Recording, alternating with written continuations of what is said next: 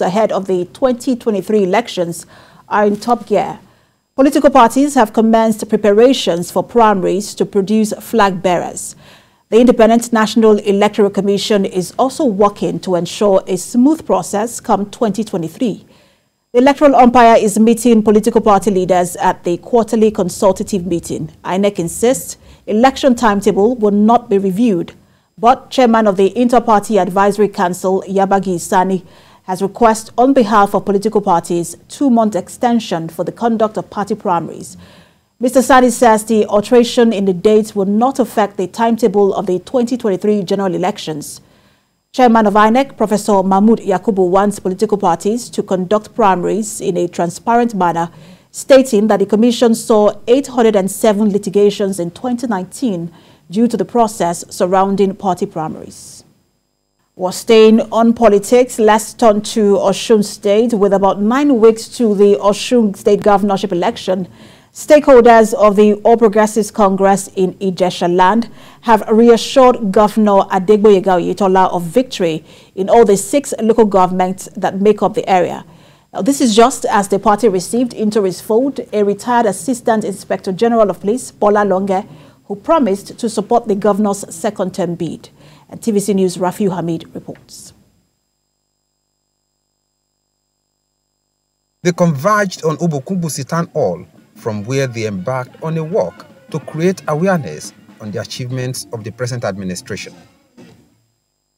After about 2 hours, they returned to the point of convergence, and the chairman of the planning committee addressed party faithful. We have been yearning to have a university in Ijesha land, and we are grateful to him that his government has approved the upgrade of that college into a university. That is top on the motive for organizing this program. You can see the mammoth crowd. People came out en masse to appreciate him for that upgrade.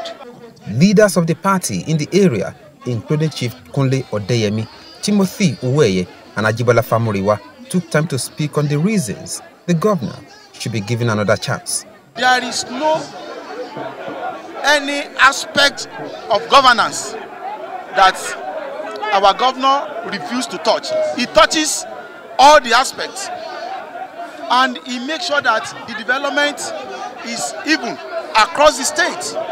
There is no local government that you will not feel the presence and impact of our governor, Mr. Adegboyega Oyetola. A lot of things to let them know. We need to let them know the performance of Mr. Governor in the last 3 years, what he has been able to achieve in terms of education, health, social infrastructural development, and social amenities. So we need to let them know we have a lot of things to sell our candidates, Mr. Governor. So that is what we are doing from house to house.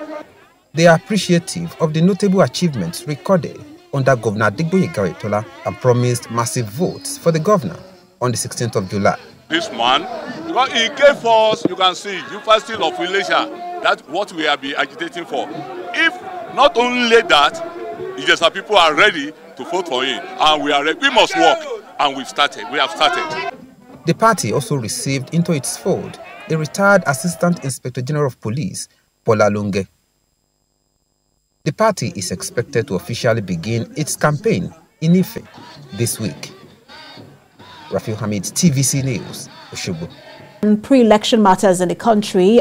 For more on the presidential election and the growing number of aspirants picking up nomination forms, political commentator Olabode Oseni joins me on the news. Good to have you join us. Thank you very much for having me.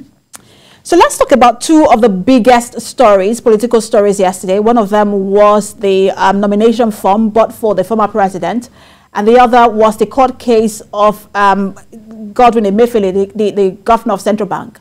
But let me start with that of the former president. We saw the whole drama that played out where a Fulani group bought him the nomination form of the APC, which he later rejected, calling it an insult. But we're also getting reports that he met with the APC national chairman, Adamu. We don't know how true that is, but we're getting that report. What do you make of all of this? Shenanigan. mockery, stupidity, retardedness, all form of idiocracy, making mockery of governance is all what I've noticed as a political and public affair commentator. It is very sad to see 2022 that a big country like Nigeria is still messing around. It's still doing things like a banana republic, things that will not happen in Haiti, things will not happen in Papua New Guinea, is what people from outside are seeing going on in Nigeria. Because the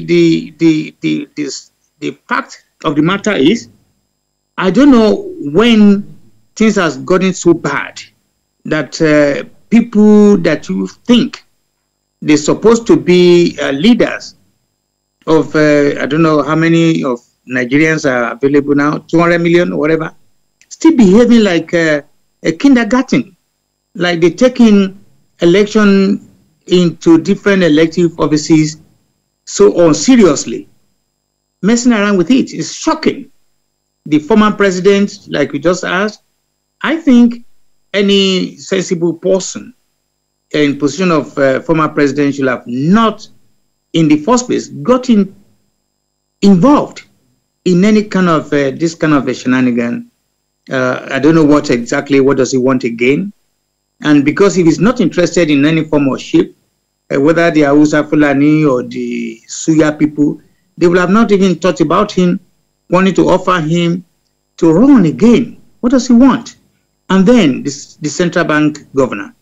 You see, it's not like when you start going out with pigs, where there's muddy place, when they started playing with mud, some of them will splash on. So the guys see like, oh, this is a free-for-all fight, so let me get involved.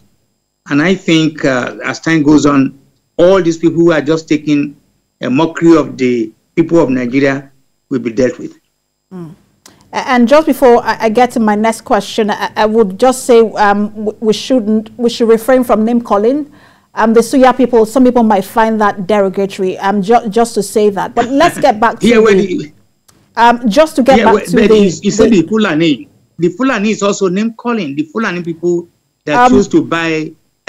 Go on, you are in control. It's more like saying the Igbo people or the Hausa people. I don't think that's derogatory. But let's get back to the issue of the former president. He's been vilified. Even while he was in office, he was vilified by the APC. The APC basically has blamed him and his administration for everything that has gone wrong with Nigeria. Even till this day, we hear the president and members of his cabinet say most of the challenges we face in this country was because of the PDP and especially the administration that handed over to them. If you were to actually run on the platform of the APC, what does that say, first of all, about the APC and then about the former president? Well, again, I'll try to refrain. I'm going to be very more cautious and choose the word I'm going to use. But let me say this to you. The former president was ousted. He was removed by majority of the people. Say they don't want him again because he has not performed. He's not done a good job. These are reasons why he was removed. So I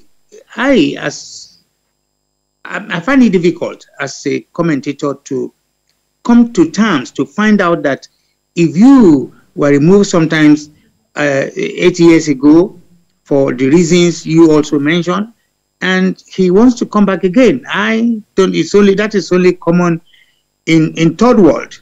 That's not common in many other civilized countries. Having said that, I believe that the APC have not done anything that an average Nigerian can be proud of. So it is a case of the kettle, calling the whatever is called black, the pot black. It's also clearly shown that majority of the so-called leaders, politicians, All right. they are yet to learn the act of governance. They don't know what they are doing. That is it. Show me, tell me in Nigeria who can tell me this is what I've gotten the last 8 years from APC governance, or even the last how many years that they've been not enjoying governance. So it is all chaotic in Nigeria, and that's why I can see many 1 or 2 or 3 groups of the that makes up Nigeria are now saying, campaigning for self-actualization. There is an opportunity for them to get together, get their acts together, and start running their own country. And I mean, it's just a lot to watch out for. I mean, I wish we could talk about that of the CBN governor. That's a whole another issue, but I'm told my time is up. Thank you so much for talking to us. Political commentator Olabode Oseni.